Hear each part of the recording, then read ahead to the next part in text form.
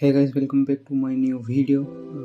ये new video नहीं है, आफ्टर 2 इयर्स एगो मैं 2 इयर्स बाद ये वीडियो बना रहा हूँ।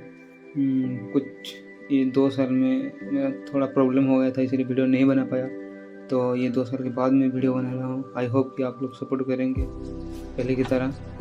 और चलो वीडियो में आगे बढ़ते हैं। और मैंने ये ड्राइंग कल थोड़ा सा स्टार्ट कर दिया था और वीडियो नहीं बनाया था। ये गणेश जी का ड्राइंग है जो आज आधा हम पूरा कर देंगे।